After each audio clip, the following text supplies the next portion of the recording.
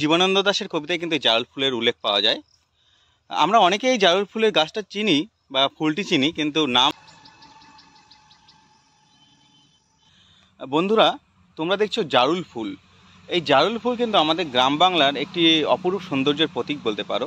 কবি জীবনানন্দ দাশ তার কবিতায় কিন্তু জারুল ফুলের কথা উল্লেখ করেছে। এই জারুল ফুলটা মূলত শ্রীলঙ্কান, কিন্তু এটি আমাদের ভারতীয় উপমহাদেশের নিজস্ব ফুল। এই ফুলটি আমরা অনেকেই চিনি, আমরা দেখেছি, কিন্তু নাম জানি না।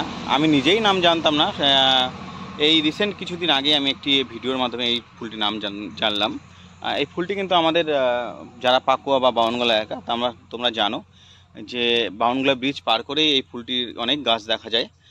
তো আমরা অনেকেই নাম জানি না ফুলটি। দুঃখের বিষয়, এর সঙ্গে একটা বলি যে দুঃখের বিষয়, এখানের পরিবেশটা এত সুন্দর ছিল বা এখনও আছে, কিন্তু জায়গাটি দখল হয়ে যাচ্ছে। জানি না এই সৌন্দর্যটা কতদিন থাকবে। এখন ফুল গাছে ফল এসেছে, তাই গাছে ফুলের পরিমাণটা এখন কমে, ফলের পরিমাণটা বেশি। সামনে দেখো একটা জারুল ফুলের গাছ, অনেক বড়। এটি এই জায়গাটি কিন্তু একসময় আরও বেশি সুন্দর ছিল। জায়গাটি দেখো অনেক সুন্দর এখনও রয়েছে।